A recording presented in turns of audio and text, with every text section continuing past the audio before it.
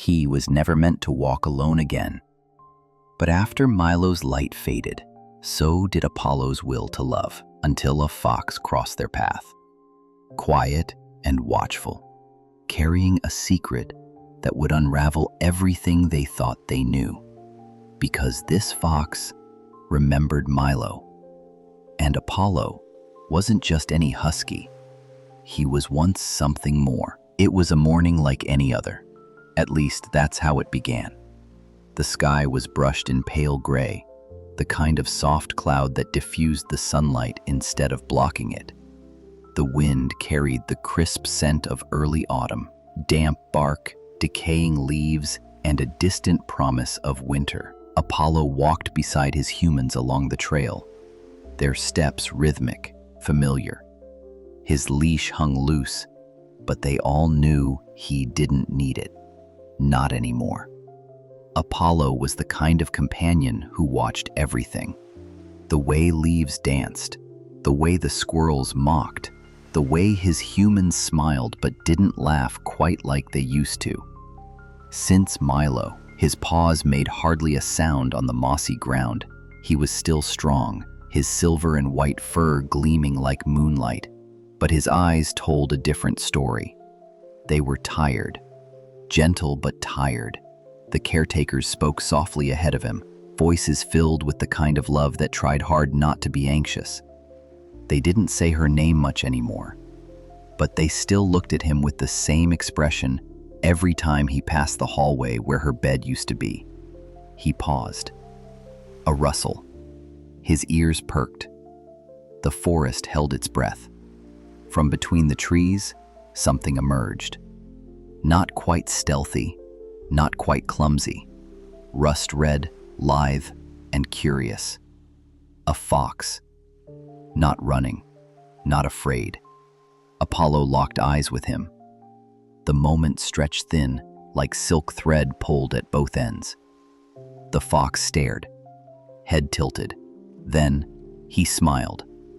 Not in the way humans smile, but in the knowing way of kindred things, as if he recognized something in Apollo, as if he was waiting.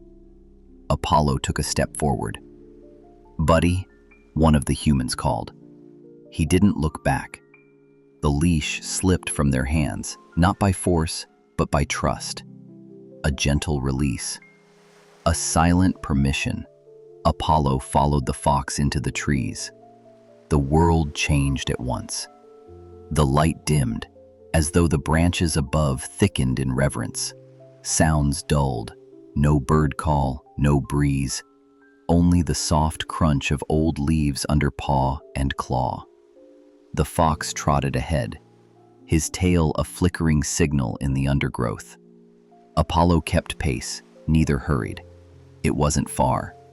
A clearing waited, a space wrapped in silence. Moonflowers bloomed where they shouldn't. The fox watched him quietly from the edge. Apollo lowered his head and pressed his nose to the stone. The scent was faint, like breath on a window pane. He closed his eyes. Then he heard her.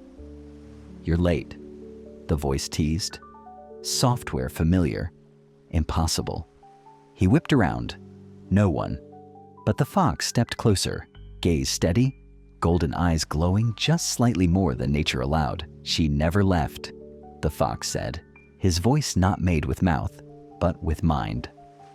Apollo heard it inside, like a memory wrapped in stardust. Apollo's body shivered. "What? Are you a friend, a bridge, a whisper?" the fox replied.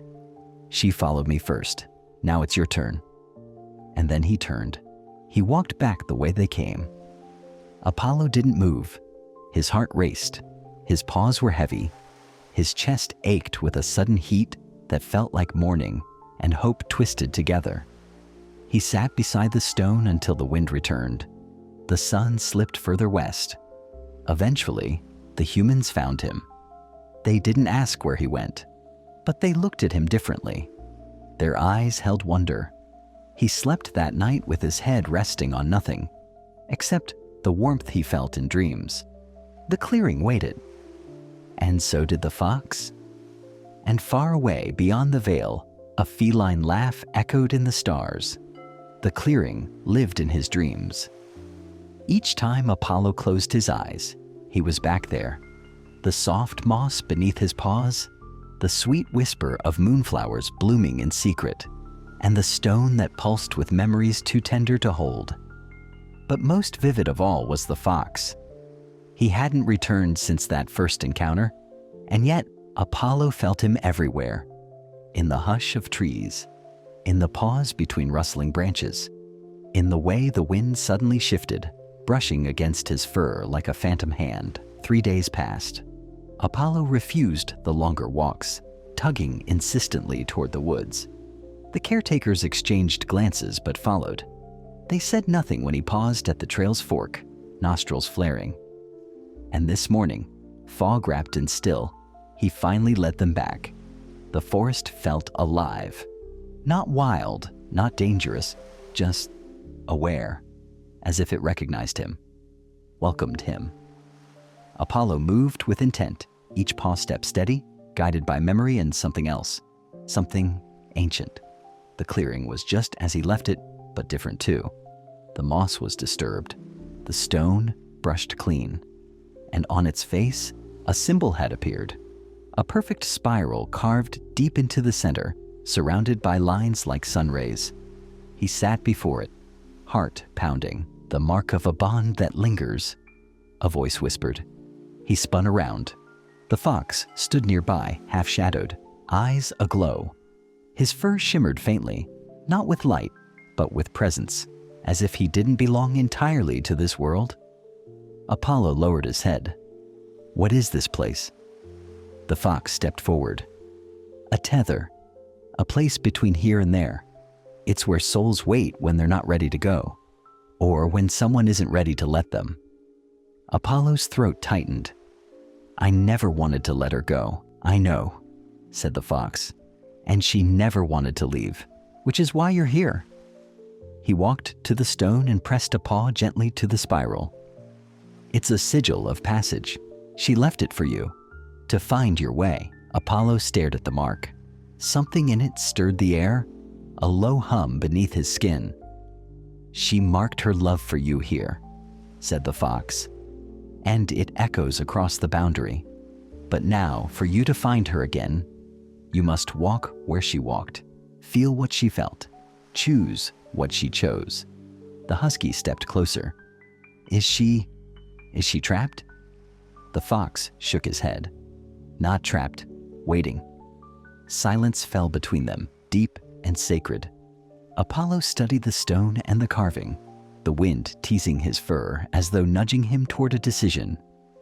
Then the fox turned and began to walk along a different path, narrower, overgrown, hidden from the trail.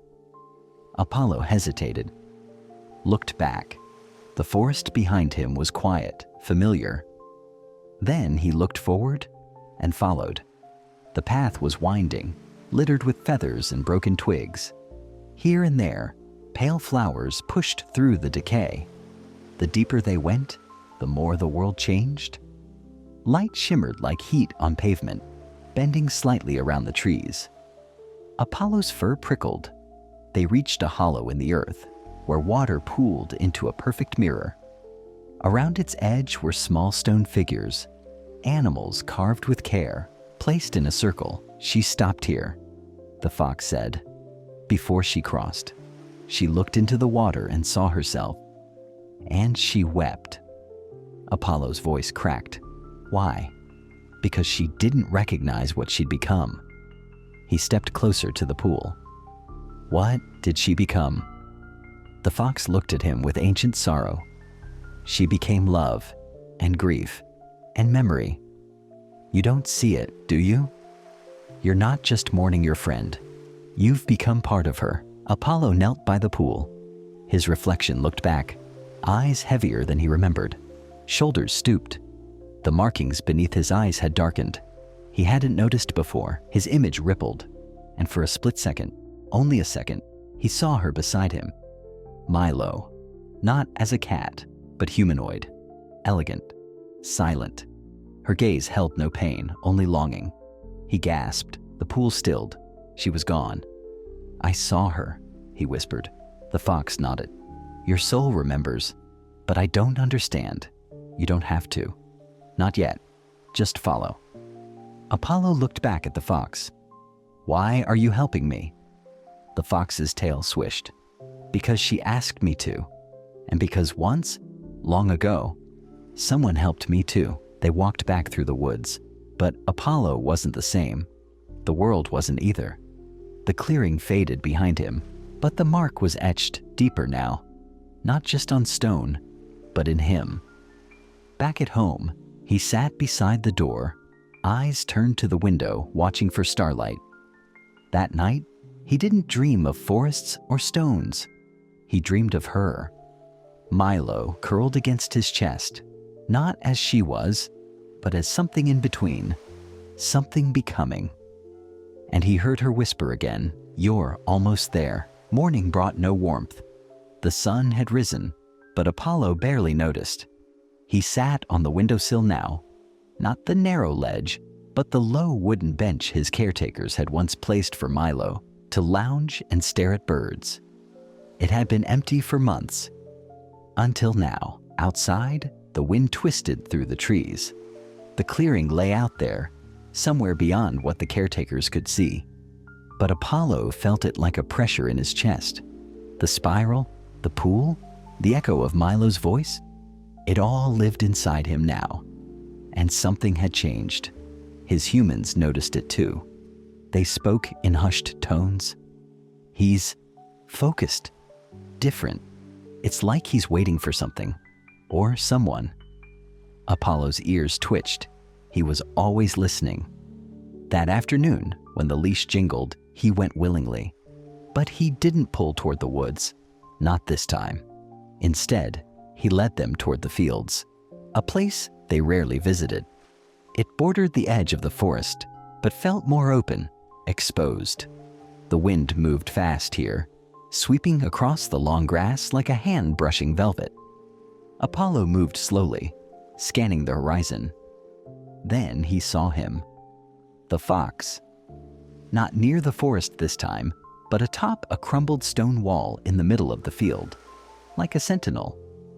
His gaze was fixed, not on Apollo, but on the horizon, where the grass dipped into a valley of shadows. As Apollo drew closer, the fox leapt down and trotted toward him. Behind them, the caretakers called softly, "Buddy, not too far." Apollo stopped. The fox did too. They were only a few feet apart now. "Apollo," the fox said, his voice soft and distant, like it traveled through leaves and time. "Are you ready to remember her kingdom?" Apollo's chest tightened. "What do you mean?" She ruled it. "For you. And with you." He looked toward the dip in the land, where mist clung to the grass. "Come," the fox whispered. "She left it behind, but only for you." The fox turned and began walking toward the mist. Apollo took a single step, then another. The humans behind him tensed, but did not follow. They waited at the edge, uncertain. As Apollo passed through the mist, the world changed. Again. Grass turned to stone, old and worn. Trees twisted upward like frozen dancers. The sky remained pale, but the light shifted, bluer, more silver than gold. And in the center of it all, a small ruin. Columns broken and vines curling through marble, an ancient garden overtaken by time. But Apollo knew it. Every stone, every broken path, because this was their play place, where he and Milo used to run, chase, wrestle. In his dreams, it had always seemed like just a fantasy, but now he saw it for what it was, a memory world, something stitched together by magic and mourning. "She brought you here often," the fox said, his voice behind him now. In her final days, this was her sanctuary. Apollo walked through the ruin, sniffing gently. Every scent was a ghost. Lavender, dry grass, pine bark. He came to the stone bench by the overgrown fountain. Curled in the dirt below it, a single, delicate toy mouse. Faded, threadbare. Milo's. His legs gave out, and he lay beside it, pressing his head against the stone. "I'm sorry," he whispered. "I didn't come back here after you left. I couldn't." A breeze stirred the vines. Leaves rustled. The fountain bubbled once, though the bowl was dry. "She never blamed you," the fox said. Apollo looked up. The fox sat near the edge of the ruin now, watching. "She waited for you. Even now, she still does." "Where is she?" Apollo asked. "I need to see her. Speak to her." "You will, but only if you're willing to walk the rest of the path." Apollo stood. "I will." The fox's eyes shimmered. "Then you must face the moment you turned away from love." Apollo flinched. "What does that mean?" "You remember it. You buried it deep. But to move forward, you must return to when you closed your heart." The garden darkened. Clouds rolled across the sunless sky. The light grew heavy and purple. Apollo turned to the ruins, but they had shifted. Now it was a hallway. A narrow home corridor, lit with lamplight. Familiar. Too familiar. Milo's bed was there. Empty. The toy still beside it, but no warmth. No heartbeat. He felt his younger self walking toward it, slowly, achingly, knowing she would not be there. The day she passed. Apollo's breath hitched. His legs went weak again. That day he hadn't just lost Milo. He had made a decision. One he'd never spoken aloud, not even in thought. "I won't let anyone else in," he had promised himself. Not again. He remembered curling into her bed, refusing to leave it for hours, refusing to eat, refusing to speak to the humans, letting the world shrink to a husk. And from that moment on, he lived half a life. Apollo wept. For the first time in months, truly wept. Not just whined or whimpered, he howled. A sound so raw and ancient, the air itself bent around it. The illusion broke. He was back in the ruined garden, the toy mouse at his feet. The fox stood beside him now, eyes soft. "You never had to do it alone," the fox said. "She never wanted that for you." Apollo looked at the sky. It was clearing. The vines looked greener now. The garden, fuller. He took a deep breath, and for the first time since the spiral appeared on the stone, he felt something warm begin to stir. Hope. He stepped back through the mist. The fox followed, and on the hill, waiting faithfully, his caretakers stood. One of them whispered, "Welcome back, boy." Apollo didn't know what tomorrow would bring, but he knew this. He had seen her kingdom, and it was still alive in him. The stars were brighter than they'd been in weeks. Apollo lay beside the window, his fur bathed in silver light. The humans were asleep. The house was still. But something in the air hummed, low, deep, ancient. He felt the pull again. The spiral in his chest glowed faintly, not with light, but with memory, like a whisper saying, "Now." So he rose. Silently, he padded to the door. He didn't need it opened. The moment he reached it, the latch clicked softly. A breeze touched his cheek. The threshold invited him like an old friend. Outside, the world shimmered. It wasn't the ordinary path this time. Not the woods, not the field. The stars guided him. Each one pulsed, and as he stepped beneath them, they flickered in response, alive, aware, showing him the way. The fox was waiting. Not ahead this time, but beside him. Silent. No greeting. They walked together across the wild meadow, through tall grasses that parted like water, over a small stream that glowed faint blue in the moonlight, and into a glade Apollo had never seen before. At its center stood a single, perfect arch, made of wood and stone, twined with vines that bore no leaves. Symbols shimmered faintly across its face, spirals, stars, and something like eyes. Apollo stepped closer. "This is the threshold," the fox said, voice quieter than the wind. "Once you pass through, the veil will thin. To her?" The fox nodded.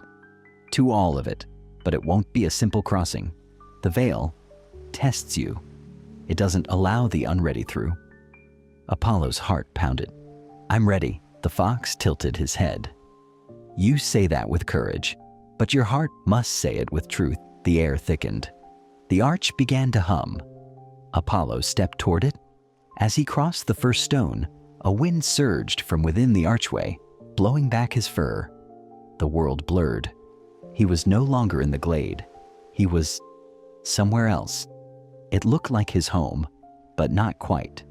The furniture was wrong, slightly too large. The walls curved strangely like the inside of a shell. Shadows flickered even though no light moved. He turned. His caretakers were there, but their eyes were empty, watching, not seeing, and behind them stood Milo, whole, real, glowing softly. Apollo's breath caught. Milo, he whispered. She didn't answer. Her eyes were full of sorrow. He ran to her, but with each step, the room stretched. She became further away. And then, her form flickered. She was lying down now, sick, the way she had been those last few days, breathing shallow, body frail. No, Apollo growled. Not again. You must face it, came the fox's voice, echoing from nowhere. The room began to collapse inward. Flashes. Milo, refusing food. Milo curled in her favorite spot, unmoving. Milo being carried away. Apollo barking, whining, scratching at the door. Don't take her. But they did. The illusion broke. He fell to the floor, hard, breath stolen from his chest. Then came a whisper. It wasn't your fault. He looked up. Milo stood before him, luminous now. Not cat nor ghost, but spirit. Humanoid in form, but unmistakably her. You didn't fail me, she said, her voice soft but infinite. Apollo couldn't move. His eyes brimmed. I didn't want you to hurt, she said, kneeling beside him. But pain is part of love. You have to let it move through you. He buried his head against her shoulder. I missed you, he choked. I never left, she said, but you stopped looking. I couldn't. It hurt too much. She pulled back. Then now, let it hurt. Let it become something beautiful. She pressed her hand to his chest, right over the spiral mark. It glowed. The light from her hand spread through him, warm and aching and golden. Then she stepped back. You must choose, Apollo. Choose? You can stay, here in this place between, with me. But it means never moving forward. He looked down, at her, at his paws, at the light inside him. He saw Luca's face, the new foster, waiting, eager, eyes like hope. He saw his caretakers, still loving him even when he shut them out. He saw the fox, watching always, and he saw himself, whole, not just broken. I want to go back, he whispered, to carry you with me. Milo smiled. Then you've already crossed. The world faded. The glade returned. The arch was gone. Only the fox remained. Apollo lay on the grass, panting softly. You crossed, the fox said, and you chose. Apollo looked at him, eyes still glistening. She's not gone. No, the fox agreed. She's part of you now. The wind shifted. The stars shimmered. Will I see her again? Apollo asked. When the time is right, said the fox. But not as a wound. As a song, Apollo stood. His legs were steady. He had crossed, and now he would return. The morning after the crossing, Apollo woke before the sun. He lay still on the floor beside the caretaker's bed, eyes open, chest warm from the dream still lingering in his fur. He didn't move, not out of fear or grief, but reverence. He wanted to hold the moment just a little longer. Milo had held him. She had given him back to himself, and now he felt everything. The ache hadn't vanished, but it had changed. It no longer pulled him down. It pulsed with purpose. By the time the caretakers stirred, Apollo was waiting by the door, tail wagging, ears alert. Ready so early, boy? One of them asked with a laugh. He barked once, soft but sure. They took him on the longer trail. The forest welcomed him like an old friend. The trees swayed gently. A bluebird called from a branch high above. Dew clung to every leaf, like the world had been washed clean overnight. Apollo didn't lead them to the clearing. Not this time. He didn't need to. Milo was with him now. Not in stone or symbol, but in his steps, his breath, his rising spirit. When they returned home, he did something he hadn't done in months. He walked into the hallway and sat by the old bed, the bed that still smelled faintly of her. And he rested there, not with mourning, but with memory. That evening, the caretakers placed something new beside him, a small toy, threaded and soft with cat ears. He leaned against it and didn't move for an hour. The following days passed gently. Apollo no longer wandered alone. He stayed close to the caretakers, but not out of fear. He watched them, sat near them while they cooked, curled at their feet when they spoke. Sometimes they wept, sometimes he did too. But the grief felt shared now, not hidden, not sharp, more like a river, deep, slow, winding. One day, the older caretaker knelt beside him with a photo in hand. Milo and Apollo side by side, their eyes so bright, their bodies touching, tails curled in opposite directions like mirrored spirals. "You really did love her, huh?" the caretaker whispered. Apollo leaned into him, pressing his head against the man's chest. "I know," the man whispered. "We all miss her." The photo stayed on the counter after that. That night, the fox returned. He didn't appear with mysticism or mist. He simply was there. On the porch, under the moon, Apollo stepped outside to greet him. "You've changed," said the fox. Apollo bowed his head. "So have you." The fox tilted his head. "Do you feel her?"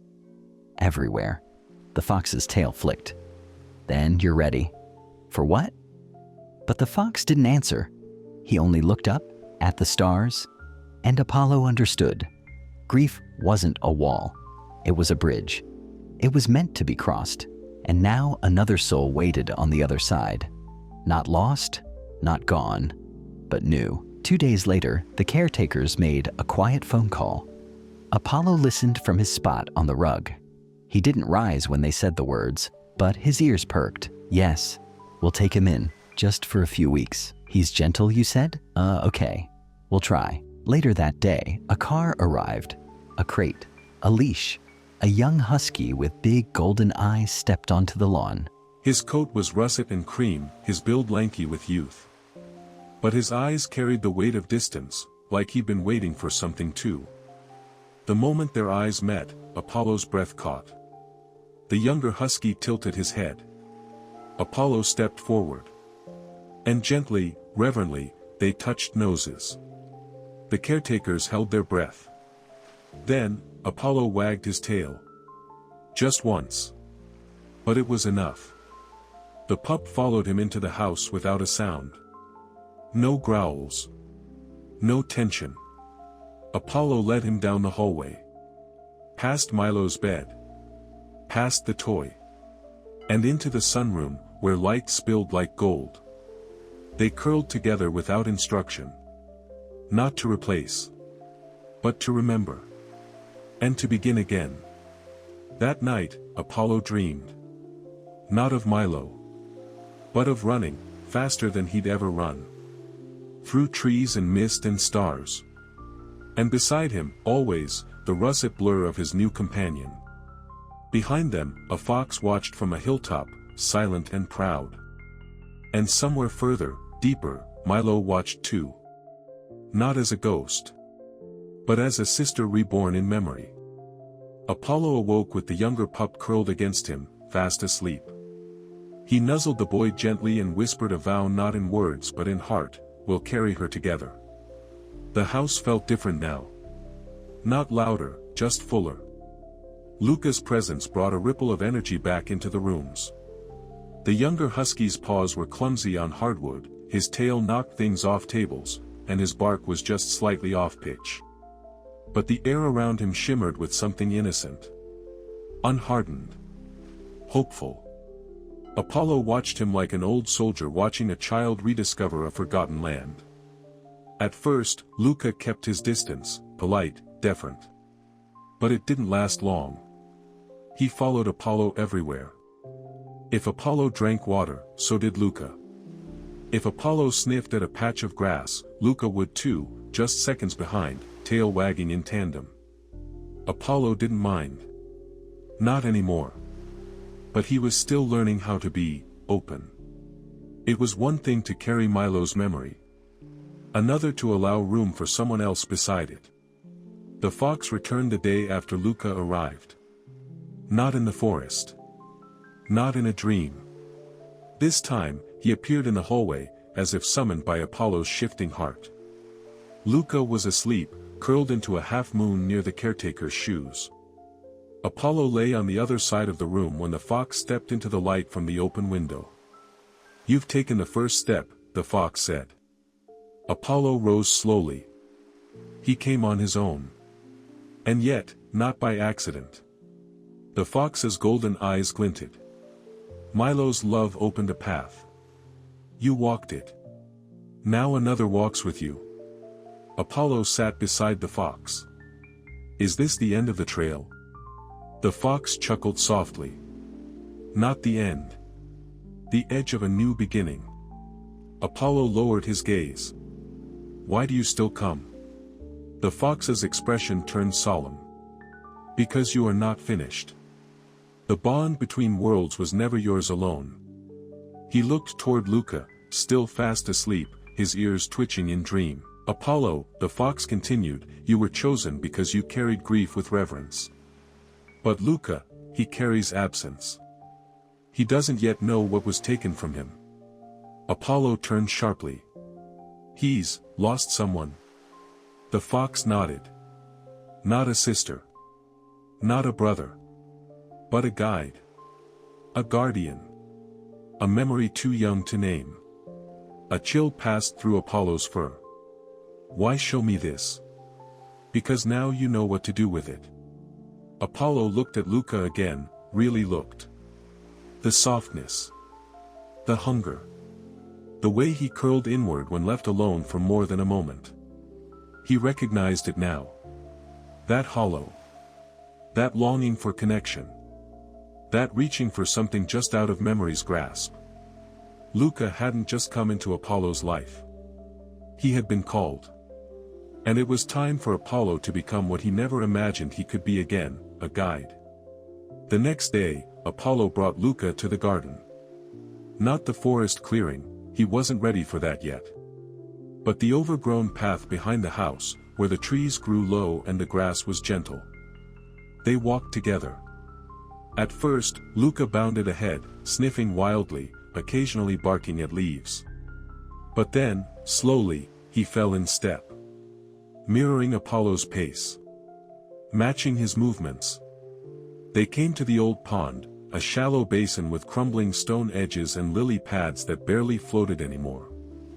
Apollo approached the water and sat. He stared into the reflection. Luca followed and sat beside him. Together, they looked down. 2 huskies. 1 silver. 1 gold. 1 marked by memory. 1 untouched, but aching. Apollo nudged Luca gently. And then he did something he hadn't done since Milo. He howled. Low. Steady. Rising into the sky like a flare for the soul. Luca watched him with wide eyes. Then, timidly, he joined in. 2 voices. 1 sorrowful. 1 searching. But together, they wove a sound that even the trees paused to hear. A breeze stirred. The water rippled. And in its surface, Apollo saw the spiral. Just for a moment. Just long enough. That night, the fox came again. But not in the house. In the garden, beneath the stars. Apollo stood before him. I'm ready, he said. For what? To make the pact. The fox tilted his head. You understand what that means? Apollo nodded. I carry her with me now. I can carry him too. The fox stepped forward. Then listen. And he spoke, not in language, but in memory. In feeling. The pact was simple, to love again. Even when it might end. To guide another, not in spite of grief, but through it. To open the heart, even as it heals. Apollo pressed his forehead to the fox's. The spiral on his chest pulsed once. Then dimmed. Not gone. Just at peace. Back inside, Luca lay curled in his bed. Apollo walked over, nudged him gently, and lay down beside him. The boy lifted his head sleepily. Apollo pressed his nose to his. They stayed like that, sharing warmth, breath, promise. And somewhere outside, the fox faded into the shadows, his task complete for now. But before he vanished, he looked back once. Smiled, and whispered into the wind, she'd be proud. The days that followed were full of quiet joy. Apollo and Luca walked in sync now, not just in steps, but in spirit. They shared toys. Shared naps. Shared gazes out the window that lingered a little longer each time. The caretakers noticed. He seems lighter, one of them said. Like he's letting the sun in again, said the other. Apollo no longer avoided Milo's old spaces. He didn't lie in them, but he didn't flinch when Luca wandered through them either. Sometimes, he watched the young husky nose around the base of her old scratching post, curious, innocent. And sometimes, just sometimes, he smiled. In his own way.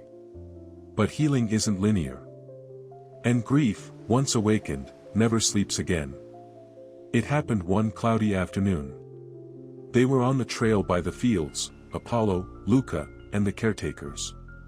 The wind had picked up, carrying the scent of distant rain. Leaves blew across their path in small swirls. Luca darted ahead.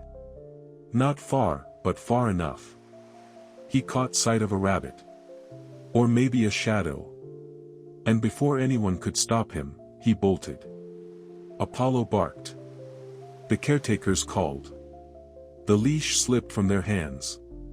Luca vanished into the underbrush. The world tilted. Apollo froze. For a moment, it wasn't Luca's name in his throat, it was Milo's. That same spiraling fear. That same cold rush of helplessness. The old memory of not being able to protect the one he loved. Of being left behind. He stood there, muscles trembling, heart thudding in his ears. The forest closed in. Everything dimmed. And the spiral on his chest, the one that had glowed so warmly, felt cold. The caretakers shouted, fanning out to search. Apollo stood at the edge of the trees. Unable to move. Time lost meaning. Minutes. Hours. Finally, just as the first drops of rain began to fall, Luca returned. Mud-caked, tail low, eyes wide with guilt and fear. Apollo turned toward him slowly. The young husky whimpered. Inched closer. Then, collapsed at Apollo's feet, chest heaving. Apollo didn't move for a long time. Then he lay beside him. And curled his body around Luca's. Not to scold. But to protect. That night, Apollo dreamed again. But it was not of Milo. It was of a field, withered, overgrown, beneath a heavy sky. In the center, a mirror. Cracked. Clouded. Flickering with flashes of his past. He walked toward it. In its surface, he saw Milo vanish again. Then Luca. Then himself. Alone. Always alone. The wind whispered, "You're not meant to hold anything." Apollo stared at the glass, heart sinking.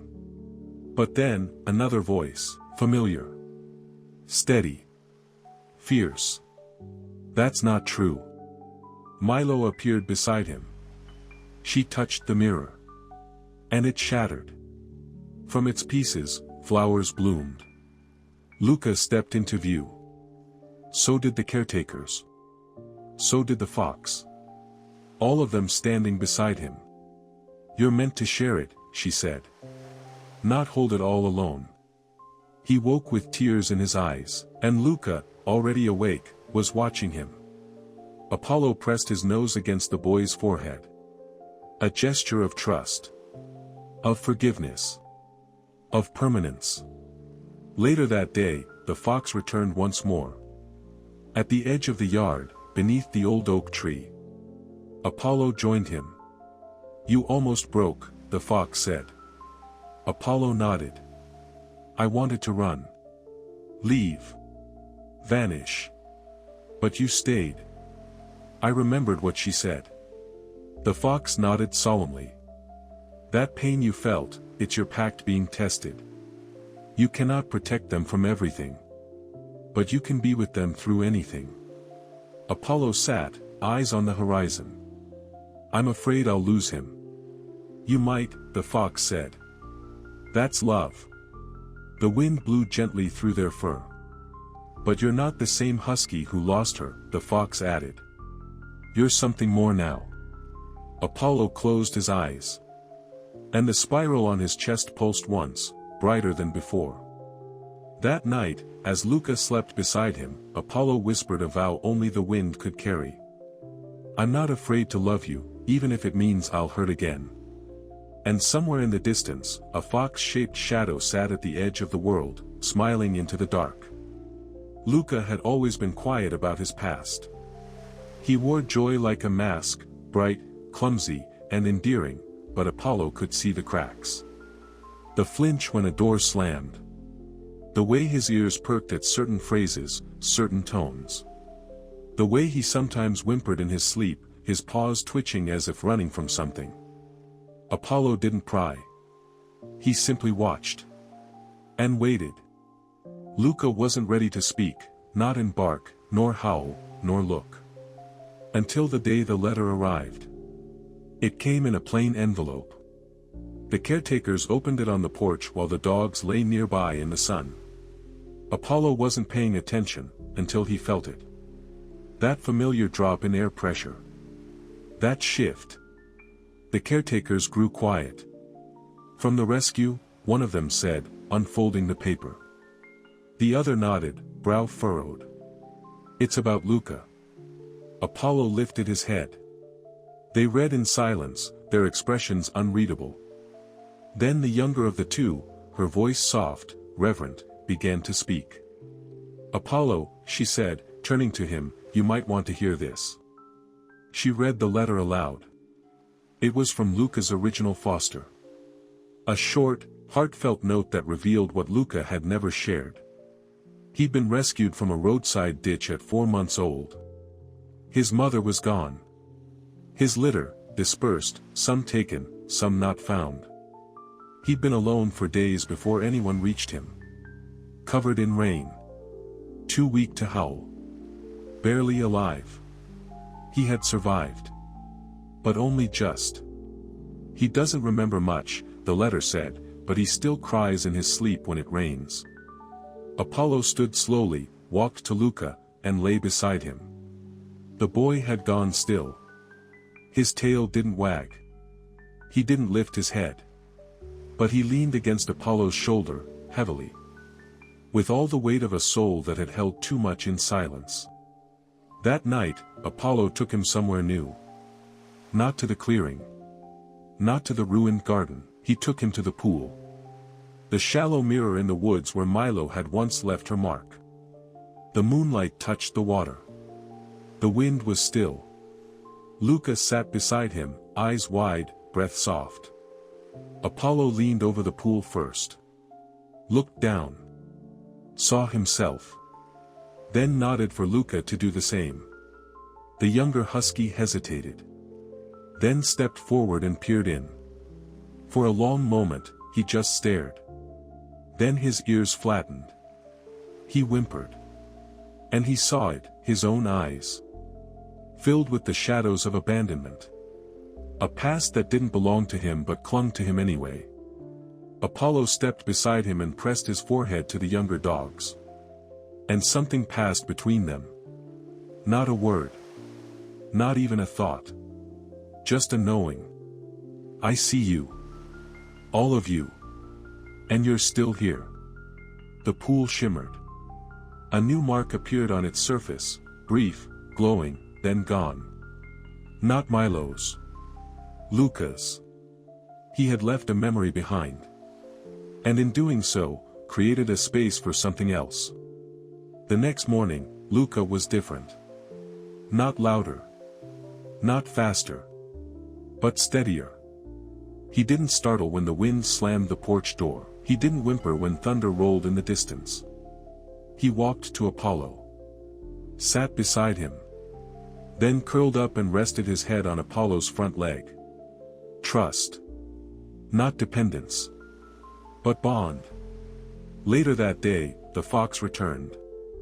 This time, Apollo met him alone, beneath the hill of Milo's kingdom. He remembers, Apollo said. The fox nodded. And he's still here. Apollo looked up at the sky. So many memories. All of them held in silence. That's how souls harden, the fox said. Until someone listens. Apollo's eyes shimmered. And now? The fox smiled. Now he blooms. That night, as the rain whispered on the windows, Luca didn't cry. He pressed closer to Apollo, curled into his side. And Apollo, keeper of spirals, bearer of pacts, closed his eyes with peace in his heart. Because now he knew. He hadn't just saved Luca. Luca had chosen to stay. And in doing so, had begun saving himself. Time softened. The house no longer held a shadow in every room. It began to echo with movement again, footsteps, laughter, the rhythm of paws on hardwood. Apollo and Luca moved like dancers in silent conversation, one led, the other followed, then reversed without hesitation. No commands. No tension. Only rhythm. They were becoming mirrors. Not just in motion, but in spirit. It started with the small things. Apollo would sit beside the caretakers during morning coffee. Within seconds, Luca would settle at his side, same posture, same tilt of the head. When Apollo circled once before lying down, so did Luca. When Apollo paused at the edge of the yard, staring into the wind as if hearing something no one else could, Luca did the same. But it was more than mimicry. It was memory, living and echoing in another soul. One afternoon, Apollo stood in front of Milo's old bed, the one no one had touched since her passing. He didn't lie in it. He hadn't in months, but he watched it with calm eyes. Luca padded in quietly behind him. He sniffed the air. And then, gently, he stepped into the bed and curled up. Not as an intruder. Not to claim. But as if he understood. Apollo didn't growl. Didn't flinch. Instead, he stepped closer and lowered his head, pressing his nose to Luca's shoulder. The gesture said everything. She made room for you. The dreams returned that night. But this time, Apollo wasn't alone in them. They stood side by side in a garden of stars, Milo's kingdom, now brighter than it had ever been. The vines were blooming again. The fountain flowed. The stone bench glowed with a pale lavender hue. Milo appeared on the path ahead. Smiling. Human-shaped but familiar, her energy dancing between feline grace and spiritual clarity. Luca froze. But she walked straight to him. Lowered herself until they were eye to eye. And touched her forehead to his. A blessing. He whimpered softly in his sleep. Apollo watched, chest heavy and full. Milo turned to him next. You see him now, she said. Apollo nodded. He's more than I expected. And still learning who he is, she replied. Just like you. Is this, goodbye? He asked, barely able to speak the word. Milo's smile didn't fade. It's not a goodbye. It's a handoff. She touched the spiral on Apollo's chest. Then she reached out and touched Luca's. A second spiral shimmered there now. Fainter. Newer. But real. A second guardian. A second bearer. Milo stepped back. The stars behind her flickered once. And she vanished. The next morning, the air was warm with spring's first breath. Apollo awoke curled around Luca. But something had changed. He turned and saw a small spiral in Luca's fur, just beneath his shoulder blade. So faint it could have been mistaken for a pattern. But Apollo knew. And the fox confirmed it that evening, waiting beneath the cypress tree. He carries the echo now, the fox said. It found him worthy. Apollo stood beside him. Why now? Because you opened the way, said the fox. And he walked it willingly. Apollo watched the sky. He's ready. He will be. The fox's gaze darkened slightly. But not all paths are peaceful. Apollo looked at him. What do you mean? The fox hesitated. Some trails must be earned. And the last one waits for you both. Apollo lowered his head. What's the last? The fox turned his gaze to the stars. Choice. That night, Apollo lay awake longer than usual. Luca stirred beside him, dreaming softly. Apollo looked at the faint spiral on the boy's side. Then at his own. Then at the window, where moonlight traced old paw prints on the floorboards. He saw them all. Milo. The fox. His caretakers. And now, Luca. Each of them a mirror, showing him not what he had lost, but what he had kept. What he had become. He closed his eyes and let the darkness hold him. Not in fear. But in faith. Because he finally understood, the more you love, the more you become. The winds shifted. Not the playful breezes of spring or the heavy hush of rain-soaked days. This wind was purposeful. Carried by something ancient. A summoning. Apollo felt it in his bones. So did Luca. The younger Husky grew restless that morning. He paced by the door, glanced toward the woods, then at Apollo, then back again, like he knew they were being called, though he didn't understand by what. Apollo did. He'd felt this before. The hush of the forest before the spiral.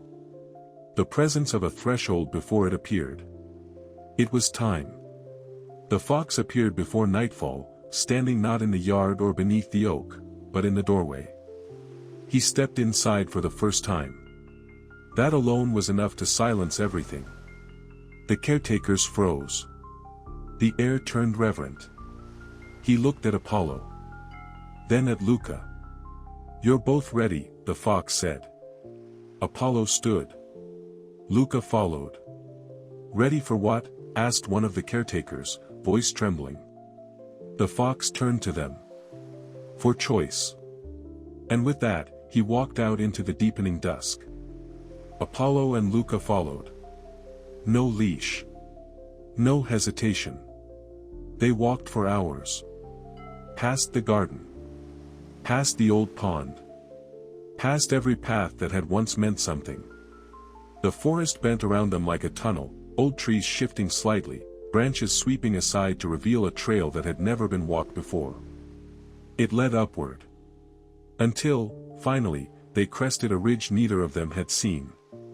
Below lay a valley, not lush or golden, but vast and gray, filled with swirling mist and faint lights moving within it like stars drifting underwater.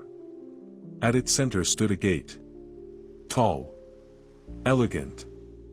Formed of bone-white stone wrapped in ivy and humming with quiet energy. Milo stood beside it. Not an illusion. Not a dream. She was whole. Luminous. Waiting. Luca gasped softly and pressed close to Apollo. Milo's eyes were on them both. When they reached the gate, she stepped forward, her voice soft and timeless. This is the last trail, she said. Not of grief. Of self. Apollo stepped forward. What do you mean? This is the point where you choose not what you carry, but what you release, she said. You've both held pain and memory and love. But now, you must decide what your next form will be. She looked at Luca. You can pass through. The spiral accepts you. If you do, the world beyond will grant you peace. Then to Apollo, and you may join me. The mist stirred behind her like a breath taken in. The fox stood silently behind them, not offering answers this time, only presence. Apollo's heart ached. I can come with you. Milo stepped closer. You've done everything you needed. You've healed. You've loved again. If you choose to rest, I'll be here. He turned to Luca. The younger dog looked at him with wide eyes, flickering between hope and fear. Then Milo turned to Luca again. She said gently, he can return. Alone. To carry what you've taught him. To guide others. To live. And you can choose to stay. Apollo felt the pressure of the moment like a weight across time. Peace. With her. Or love. With him. He looked into Milo's eyes. I never thought I'd see you again, he whispered. She smiled. You never truly stopped seeing me. He turned to Luca. The young husky trembled, afraid to speak. Apollo stepped toward him. And gently pressed his nose to the spiral on Luca's side. It pulsed, bright and steady. You'll be okay, Apollo whispered. Luca whimpered. Not without you. You won't be without me, he said. You'll be carrying what we built. And Milo, she'll be in that too. Luca's eyes filled with tears he couldn't explain. Apollo looked at Milo. And nodded. I'm going back. Her smile didn't fade. But her eyes shone brighter. I knew you would. She touched his forehead. Then stepped backward, into the gate. She vanished into light. The mist stilled. And the spiral on Apollo's chest flickered once, then settled. When he awoke, he was back on the hill. Luca lay curled beside him. The gate was gone. The fox stood at the edge of the woods, watching with a look of peace. She's part of you now, he said. Apollo nodded. So is he whispered, looking at Luca. And as the sky lightened, he rose, not in sadness, but in purpose. They had made their choice. Not to leave the past behind. But to carry it forward. Dawn arrived slowly. Not in a burst of gold, but in a kind of light that seeps, soft, sure, and knowing. The hill was quiet. Birds chirped distantly, as though waiting for permission to resume their song. Apollo opened his eyes first. The world around him looked the same. Trees. Dew-covered grass. The familiar hush of early morning. But inside? Nothing was the same. The spiral no longer pulsed like a wound. It rested now, not dormant, but rooted. The symbol of a journey no longer forward, but inward. The peace Milo had offered didn't fade with the gate. It lived on in him. And it grew. Beside him, Luca stirred. He yawned, then blinked into the pale blue sky. When his gaze met Apollo's, something unspoken passed between them, not, we made it, but something deeper. We were changed, and we came back whole. Apollo stood first. Luca rose a moment later, and together, they descended the hill. The forest welcomed them like a returning breath. Every tree seemed to part just slightly. Every sound, the distant babble of the creek, the chirp of hidden wrens, felt familiar, yet vibrant, like music heard with new ears. By the time they stepped onto the trail near the edge of the caretaker's property, the house had come into view. The porch light was still on. Two figures stood on the steps. Their faces lit with cautious hope. Apollo and Luca stepped into the clearing together. The caretakers gasped, one hand went to a mouth, the other clutched a sweater like a shield against disbelief. "You're back," whispered the woman, her voice cracking. Apollo padded forward, calm, composed. Luca followed, tail low, but not in shame. In reverence. The caretakers rushed forward, dropping to their knees in the grass. Tears. Touch. Words that came too fast and meant everything. "You were gone for almost 2 days, we thought." But Apollo pressed his forehead to the woman's chest, steady and firm. "We chose to return." That night, there was no ceremony. Just warmth. Dinner bowls filled. Blankets shared. Soft jazz hummed from the record player. Luca fell asleep mid-chew, his head resting on a paw, eyes fluttering with exhausted contentment. Apollo stayed up longer. He walked the house slowly, one last lap through its corners, not to check, not to guard. To remember. He passed Milo's bed, still untouched. He paused, then stepped into it. He circled once. Then lay down. And slept. Over the next few days, the rhythm returned. But it wasn't repetition. It was evolution. Luca learned faster now, as if the spiral had granted him something new. Patience, presence. Even when he was clumsy, there was grace. And Apollo? He let himself enjoy things again. The warmth of a sunny spot on the floor. The taste of fresh water after a long walk. The sound of his caretakers laughing. Not every day was easy. Sometimes grief returned, unexpected and sharp. But now, Apollo met it not with fear, but with gratitude. Because each ache reminded him that something beautiful had been real. And something beautiful still was. The fox did not return. Not physically. But Apollo sometimes saw his outline in shadows. Heard his voice in the hush between raindrops. Felt his presence in the way the wind curled just before dusk. Luca would lift his head, sensing it too.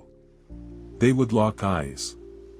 Then lie back down, side by side, their breathing slow and even.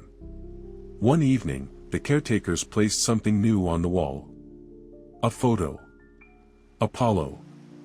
Milo. And now, Luca. Beneath it, a carved phrase. What we love becomes who we are. Apollo stared at it for a long time. Then pressed his nose to the frame. Outside, the stars blinked quietly. In the field beyond the house, the wind carried a whisper that only those with spiral marks could hear. You chose to come back. Now choose to live.